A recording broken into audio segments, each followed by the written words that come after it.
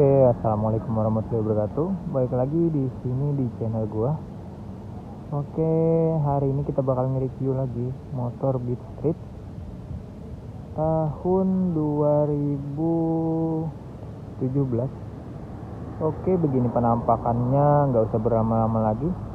Kita bakal review part apa saja yang udah diganti sama motor ini, dan kita akan bongkar spek mesinnya. Oke, kita mulai di sisi bagian atasnya dulu.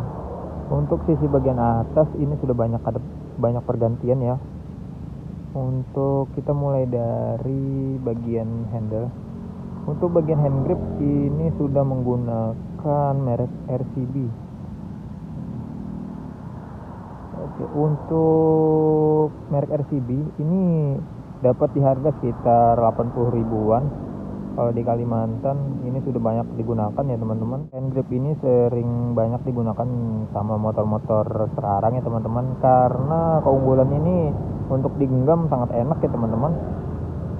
Kalau merek RCB ini jadi genggaman lebih enak aja gitu ya digenggam, terus digas juga enak. Terus bagian spion, untuk spion masih menggunakan standar originalnya dari Beat Street-nya, cuma dikasih ini ada variasi jedai-jedai yang lagi viral sekarang kan di TikTok. Ini mungkin jedai dari pacar ownersnya. Oke, terus lanjut di sisi bagian pengereman. Untuk sisi bagian pengereman ini sudah diganti sama yang merek RCB yang model oval ya teman-teman. Sama diisi juga minyak rem yang berwarna merah. Ini udah sepaket ya teman-teman. Jadi kalau kalian membeli untuk master rem RCB yang jenis opal ini sepaket sama handle-nya ya teman-teman. Untuk harga master rem RCB yang jenis opal ini dapat ownersnya di harga sekitar 450 ribuan untuk yang sebelah kanan ya. Terus untuk bagian sebelah kiri dia menggunakan handle merek RCB yang E2. Untuk harga ini dapat di harga sekitar 180 ribuan untuk master remnya aja ya teman-teman, untuk master rem sebelah kirinya. Karena untuk RCB enak dipakai, terus ringan. Ya pokoknya ajib lah kalau dipakai. Terus lanjut di bagian plat. Untuk plat ini sudah di custom ya teman-teman. Ini custom yang tanpa baut ya teman-teman. Untuk harga custom plat ini harga sekitar 100 ribuan. Nah, jadi ini sudah tidak menggunakan baut lagi, ini mungkin baut tanam di belakang. Jadi ya lebih bagus aja itu penampakannya kalau dipasang. Terus kita lanjut di bagian headlamp. Nah, untuk bagian headlamp ini sudah ada pergantian ya teman-teman. Jadi headlamp ini udah diganti, lampu utamanya udah diganti sama yang dua sisi. Nah, untuk harga saya kurang tahu ya teman-teman, karena ownersnya belum bilang. Tapi ini sangat cerah sepertinya. Ini kalian bisa cari aja di Shopee. Berapa harganya saya kurang paham. Terus kita lanjut di bagian kaki-kaki depan dulu, sebelah kanan. Oke, untuk kaki-kaki depan ini sudah banyak pergantian teman-teman. Lumayan hedon ini motornya, sudah banyak pergantian. Sudah lumayan sangat-sangat wah ini. Kita mulai dari pelek dulu. Untuk bagian pelek, ini peleknya sudah diganti sama yang mereknya RCB. Mereknya di dalam sana ya teman-teman. Ini saya kurang paham untuk warnanya, ini sepertinya apa silver apa biru, tapi kata ownersnya ini warnanya blue matte ya, kayak abu-abu monyet gitu. Bagus teman-teman, ini warnanya ya lain daripada yang lain ya. Bagus untuk di pemakaian, lebih simple ya kelihatannya. Untuk bagian piringan ini sudah diganti sama yang mereknya Pro One Racing ya teman-teman. Nah, untuk Pro One Racing ini ukuran yang 260. Terus ini juga sudah termasuk sama pangkonnya atau bracketnya. Untuk harga piringan Pro One Racing ini dapat di harga sekitar 650 ribuan. Itu udah termasuk sama pangkonnya atau bracketnya. Untuk warna ini warnanya seperti abu-abu ya teman-teman, karena ownersnya suka yang simple-simple, jadi warnanya nggak suka yang cerah-cerah gitu ya teman-teman. Bagus untuk pemakaian harian, jadi nggak terlalu rame gitu, kelihatan motornya lebih bagus aja ya kan, simple-simple. Terus lanjut di bagian kaliper depan. Untuk kaliper depan ini sudah menggunakan yang mereknya yang RCB 2 piston ya teman-teman. Nah, ini sudah full head-on teman-teman, motornya udah full RCB kayaknya ini ya. Dari pengereman atas, pelek sama kalipernya udah diganti sama yang bermerek semua. Untuk harga ini dapat di harga sekitar 700 sampai 800 ribuan kata ownersnya, karena ini yang 2 piston. Bagus ya teman-teman warnanya. Terus untuk bagian selang rem, untuk selang rem dia masih menggunakan standar, karena belum sempat beli, jadi masih menggunakan yang standar, jadi belum ada pergantian, tapi ya masih bagus, belum ada kerusakan apa-apa. Motor ini juga sudah menggunakan ban yang top kompon, itu merek FDR Sport MP76. Untuk ukuran 90/80 ring 14. Ini sangat bagus untuk trek basah ataupun kering, sangat cocok. Untuk yang suka corneringan atau speedingan ini sangat bagus ya teman-teman. Terus lanjut di bagian joknya. Untuk bagian jok ini sudah ada pergantian kulit sama udah dipapas juga ya teman-teman. Untuk harga ini kulit jok yang merek YSS Racing dapat di harga sekitar 80 ribuan kata ownersnya. Untuk papasnya beda lagi, saya kurang paham, belum dikasih tahu sama ownersnya berapa harga untuk papas joknya, nanti saya tanya. Terus kita lanjut di bagian kaki-kaki belakang. Nah, ini yang spesial teman-teman. Untuk kaki-kaki belakang motor ini sudah menggunakan shock breaker merek YSS. Nah, yang K-series ya teman-teman. Ini yang original YSS-nya. Nah, itu ada toknya, sama ada nih label dari YSS-nya, kodenya.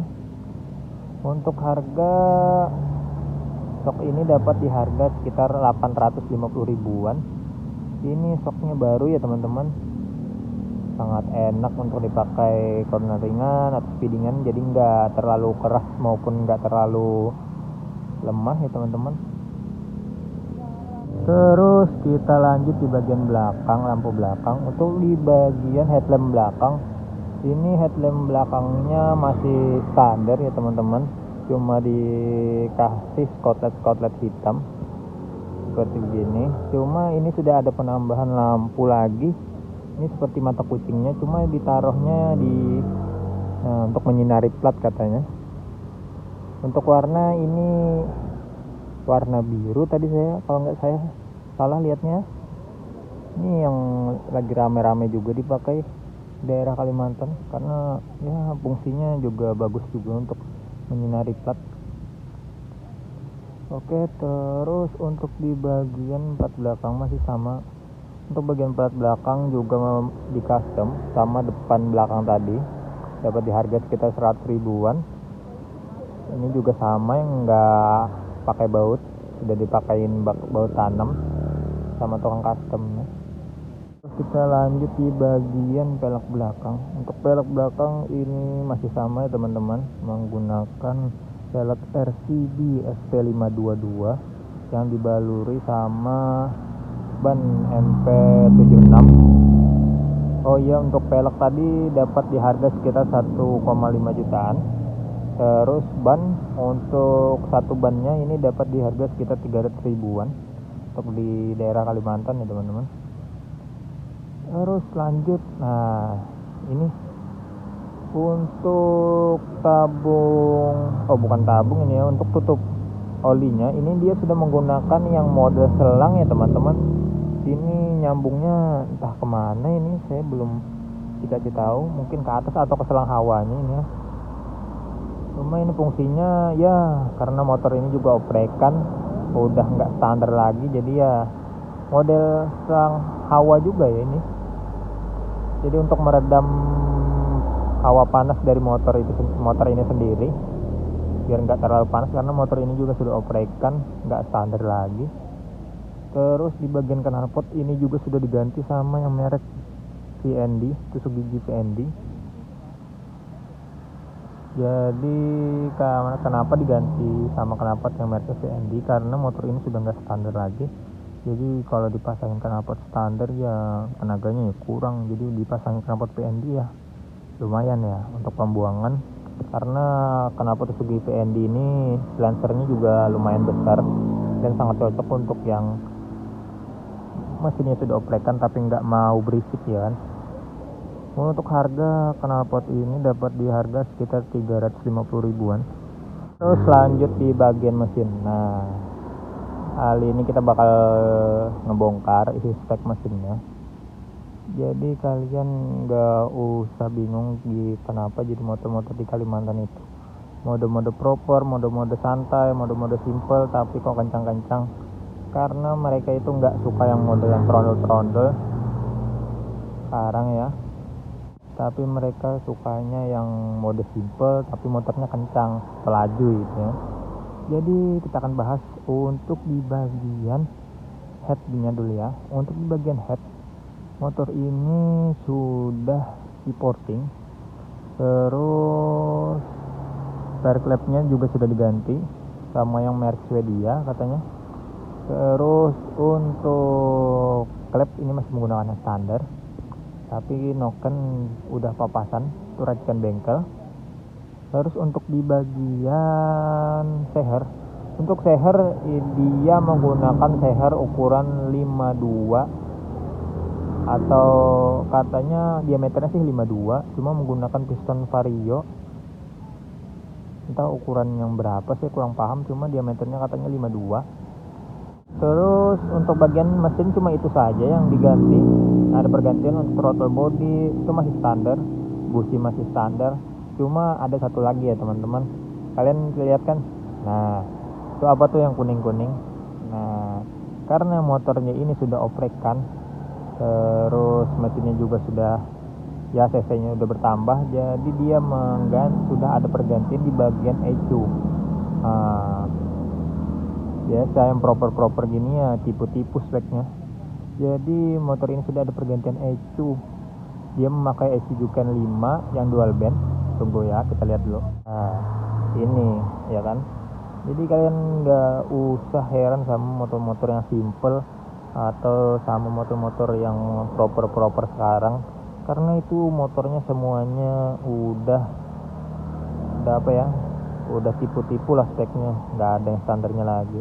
Ini aja buktinya motornya kelihatan standar, cuma mesinnya udah oprekan, udah naik cc.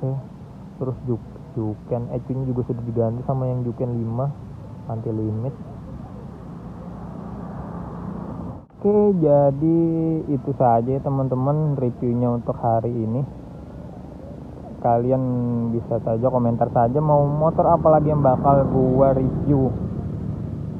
Terus jangan lupa like, komen, dan subscribe-nya, karena subscribe itu gratis biar gue terus semangat buat kontennya. Sekian, terima kasih.